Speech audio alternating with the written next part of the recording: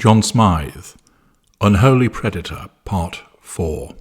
Hello, I'm H.G. Tudor, continuing with an examination of the behaviours of John Smyth. The making report is extensive, running to some 253 pages. To detail every single instance of the behaviour of John Smyth that arises in that report would turn into an unnecessarily lengthy dissection. Instead, what I have done is that I have taken selected excerpts from the report, still within context, that demonstrate the behaviour and mindset of this man, which is often replicated, and therefore what I'm about to explain to you now serves as edited highlights that demonstrate the points that need to be conveyed with regard to his behaviour without necessarily repeating them with frequent examples. What you need to understand is that what I'm about to tell you is something that happened over years. This behaviour was sustained. He did this over and over again.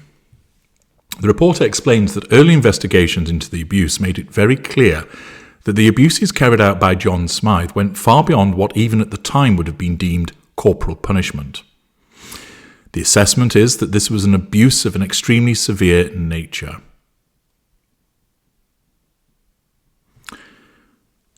It is evident that those informed by the Ruston report, this was a report in 1982 where a reverend had reported as to the behaviour of John Smyth, those informed by the Ruston report would have been clearly aware of the grim extent of the abuse. The Ruston report, formed in 1982, states, "The scale and severity of the practice was horrific. 5 of the 13 I have seen were in it only for a short time. Between them, they had 12 beatings and about 650 strokes. The other 8 received about 14,000 strokes, 2 of them having some 8,000 strokes over the 3 years. This is the stroke of a stick. The others were involved for 1 year of 18 months. 8 spoke of bleeding on most occasions. I could feel the blood splattering on my legs. I was bleeding for 3.5 weeks. I fainted some time after a severe beating. I have been bruised and scored buttocks some 2.5 months after the beating. Beatings of 100 strokes for masturbation, 400 for pride, and one of 800 strokes for some undisclosed fall are recorded." The report goes on to explain that the severity of the abuse is best demonstrated also by victims in their own words. "I know that my bottom bled from the beatings. I would need to wear nappies for 3 or 4 days afterwards. Then I would have a scab that needed to heal, and that might take another week or so.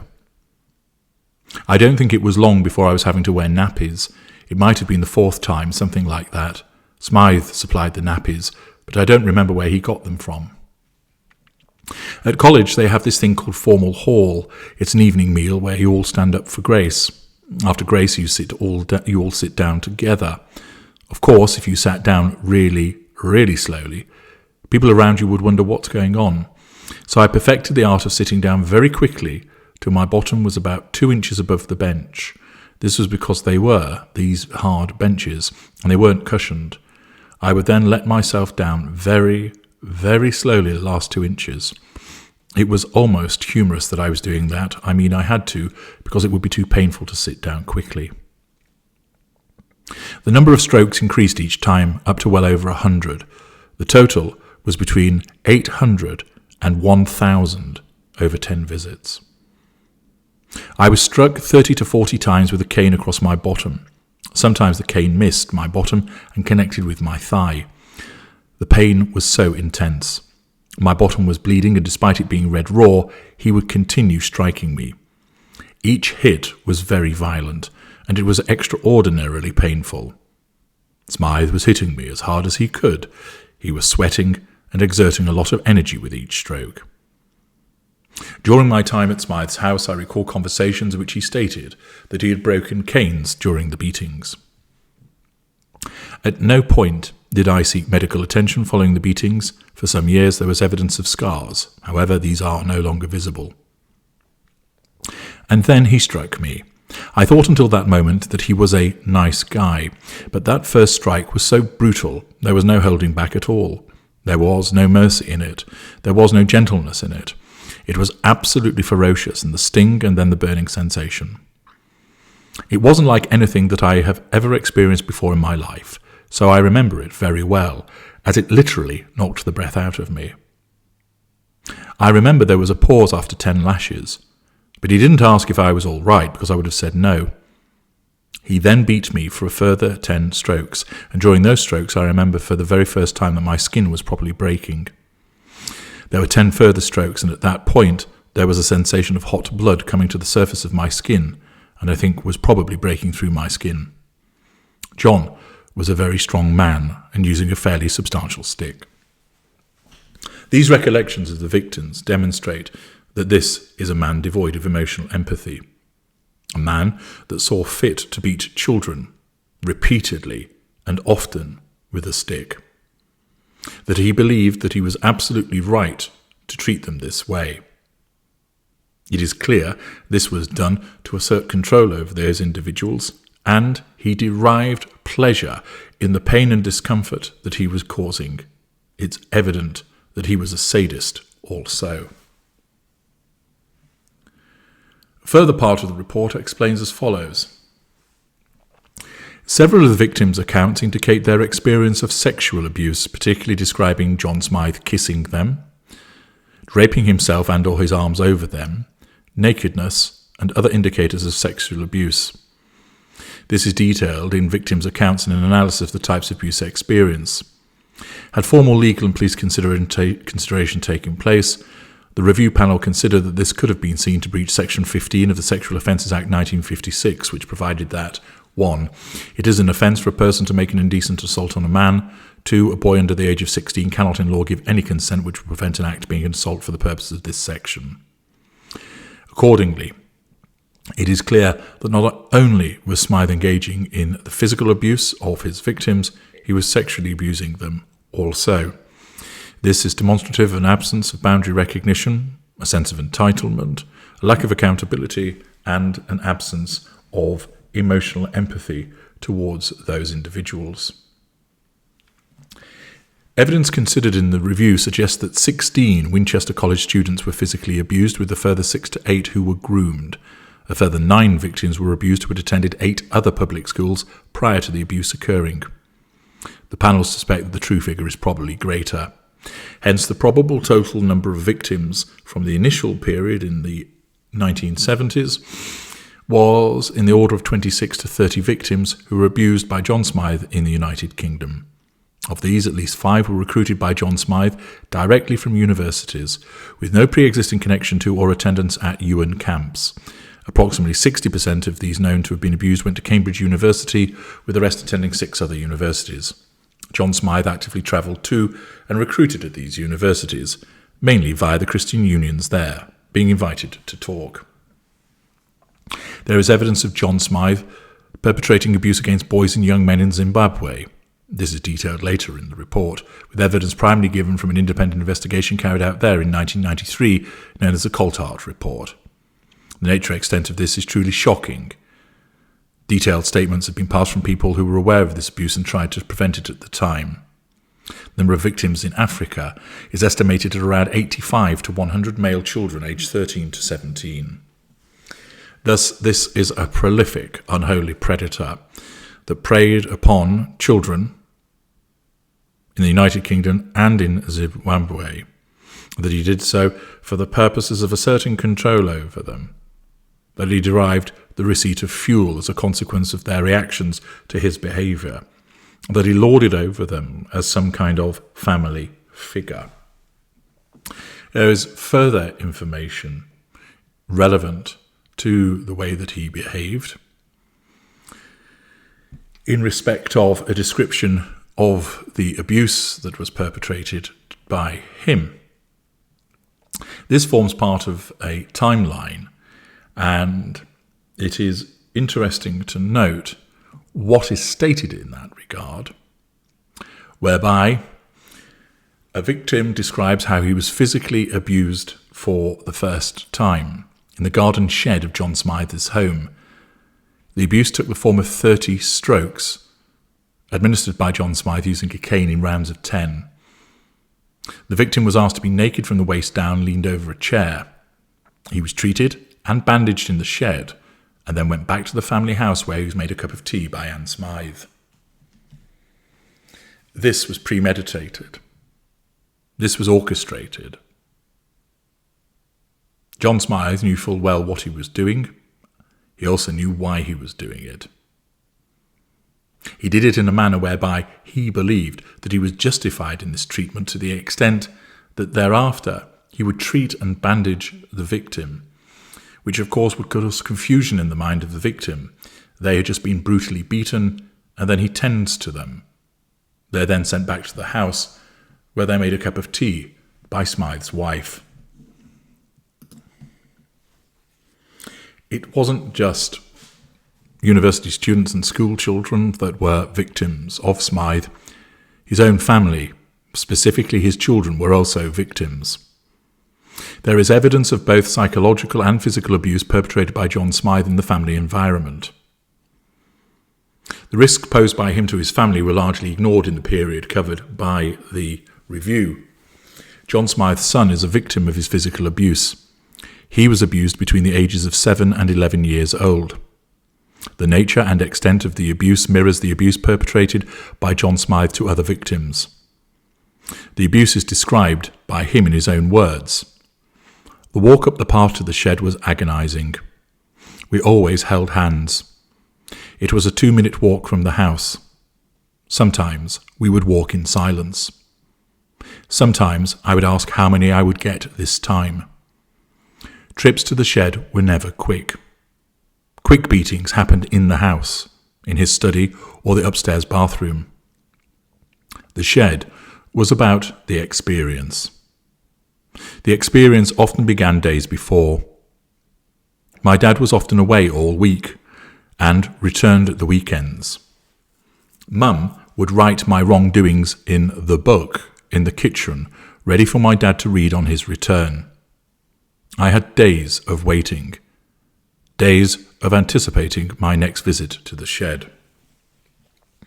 Thus, again, this shows the premeditated nature of Smyth's behaviour towards his own offspring.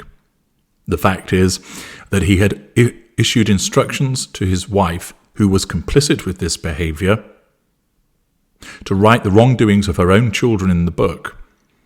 She knew also that this would result in punishment being meted out towards her children. It would appear that she did nothing to protect her children in relation to the way that their father was treating them. She allowed the wrongdoings to be put in a book, which would then be read by Smyth, and he would then issue punishment for actions which had taken place in his absence. This demonstrates that this was not a knee-jerk instinctive response to these supposed transgressions, but rather that he saw it as his right to mete out punishment against his own children as a consequence of reading about their threats to control of his moral authority. Another family member stated, "I wouldn't call our home a happy home. My dad was very domineering, very dominant. It was always his way or the highway, and he had a massive temper on him." Fury. So we all knew about it when he was angry, whether it was at you or someone else. Everyone knew about it. My memory of Dad is a pretty antsy guy who was prickly and difficult and pretty cross a lot of the time, and not very present in our family. My dad positioned himself as a spiritual authority, not just in my life and my mum's life, but other people's lives. He had this fixation about being head of the family, so that was a big one, spiritual. I will say that he is an unbelievably persuasive man. He was. If you sat in the room with him, you pretty much believed whatever he said. He was completely unable to accept that he wasn't right, which demonstrates the fixed and pathological nature of his entitlement. So everything was fine until there was a confrontation or a disagreement about something, i.e. a threat to control. And then, if that person just wouldn't agree, i.e. give control, then they went separate ways, basically, and often very unpleasantly after quite a few arguments and stuff. He did never seem to be able to work something through with someone and just agree to disagree. This is demonstrative of the necessity of having that control, and where somebody threatened that control, that would mean that John Smyth responded in a manner whereby he argued, that he was argumentative, that his heated, ignited fury came to the fore.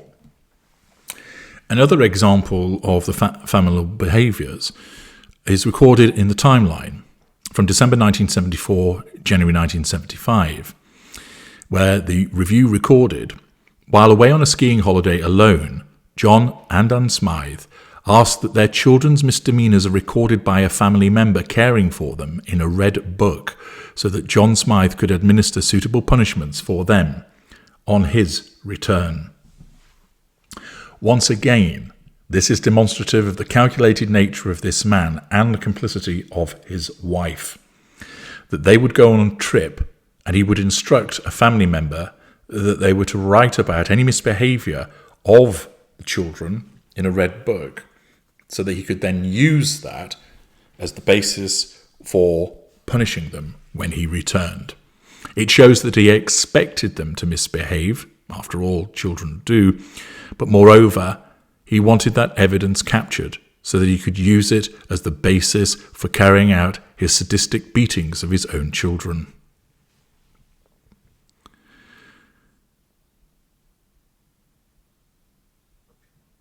The other aspect of the abuse of his children is recorded here.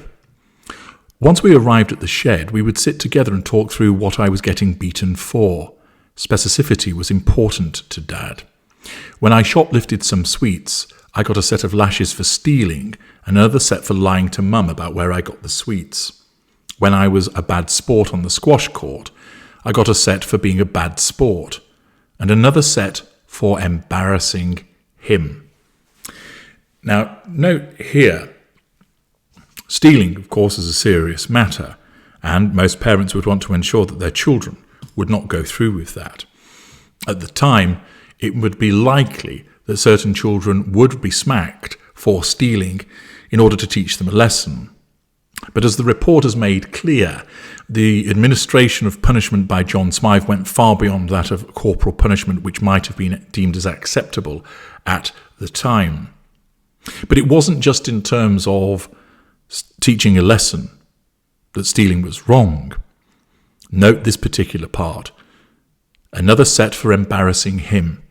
This is demonstrative of how the children are but extensions of Smyth, and that their behaviour reflects badly on him, not just in the sense of where a parent thinks about how the family is portrayed externally, but the way that the narcissist deems those individuals to be an extension of themselves.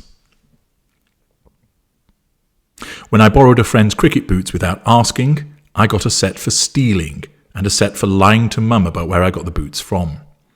In the winter of 1979, after my first term at prep school, I got 6 lashes per subject for each of my 6 subjects. But there was a further subdivision within each subject. 3 were for not trying, and 3 were there for disrupting other students. The 6 separate pages from the school report were there with me in the shed. Each sin was being specifically treated.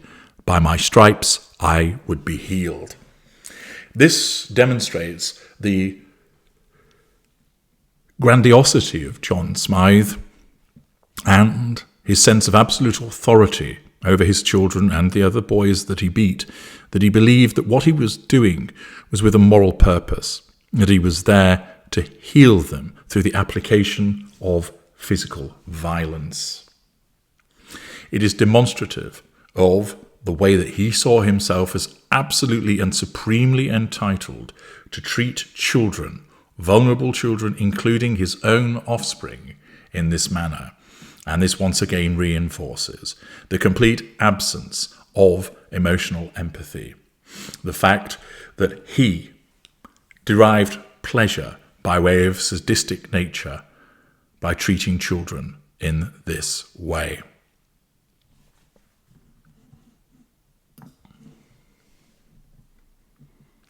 The report also provides further examples of other forms of conduct, which is demonstrative of the way that this man abused and also the way that he controlled those around him.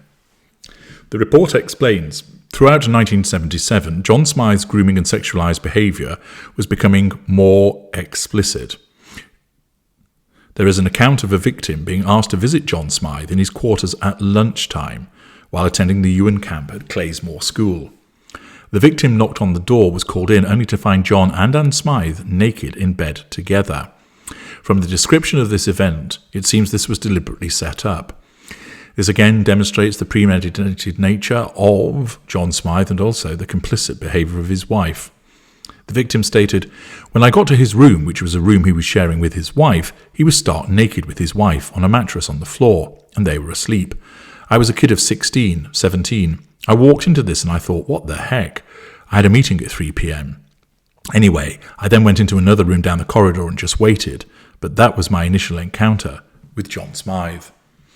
On another occasion, a boy was sent to the bathroom at John Smyth's family home to talk with John Smyth, who was naked in the bath. Again, this demonstrates an absence of boundary recognition. John Smyth told him to sit down on a chair by the bath so that they could have a discussion. Other victims describe similar occasions in detail, how John Smyth often joked and bragged about his sexual prowess, lack of boundary recognition, grandiosity, and talked of his and Anne Smyth's very active sex life, grandiosity, lack of boundary recognition. He would say that this was a reward for waiting to be married before having sex, and he wove this into his warnings about masturbation. On another occasion, he opened a bedside drawer to show a boy many condoms. He talked about his sexual antics with his wife with victims all the time, so he was talking about this very high sex drive, supposedly, allegedly, that Anne, his wife, had, and how he had to keep her satisfied. He was talking like that with boys, so we all thought, oh, he's clearly a hot red-blooded heterosexual man. This is a kind of conventional heterosexual marriage. But this was all part, in my view, of the smokescreen, that he was trying to make us feel that he was something other than what he was, which, of course, he was very good at. This is the demonstration of a facade. It's clear that Smyth was sexually fluid, being attracted to not only his wife, but also young boys. And this is his lack of boundary recognition and sense of entitlement. That he would operate this facade to try and demonstrate that he was purely a hot-blooded heterosexual man in order to persuade people to view him that way. A further contributor, who was groomed by John Smyth, described how at Boslow, Smyth invited a victim to go talk with him whilst he was naked in a bath. He said that they should sit right next to him on a chair. He proceeded to talk about masturbation and how to resist it and how he could help in that process. Grandiosity, lack of boundary recognition. They described John Smyth as being obsessed with masturbation. Another contributor described how he visited the Smyth family home, and Anne Smyth told him that John Smyth wanted to see him while he was in the bath. They have described how they had to go and sit in the bathroom to discuss something with him and how this felt uncomfortable. They have described that Anne Smyth was also in the bathroom while this was taking place, and that this made the event feel legitimate. This occurred when the individual was still legally a child at the age of 16. John Smyth gifted items that he considered of significance to his victims: triangulation with object, bribery. Several victims have reported that they were given signed copies of the Bible in their early experience of the abuse. Then he gave me a Bible, a leather-bound little black Revised Standard Version Bible, which he wrote in, signed, which I threw away long ago because of its associations, its memory associations, and he started to kind of mentor me. Obviously, in those very early moments, there was nothing, to my mind, odd or theologically heretical about what he was saying. It's just that my first encounter with him, naked. This demonstrates his lack of boundary recognition, his grandiosity, and his sense of entitlement. The earliest account of physical abuse that the review received took place in 1977. The physical abuse took place in the form of beatings of a ferocious nature with a cane. His victims were wholly or partially naked, with John Smyth either partially or fully naked.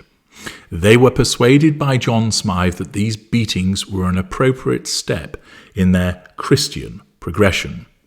Accordingly, not only was it inappropriate with regard to the nakedness, but also he used the concept of religion as a means to justify what he was doing.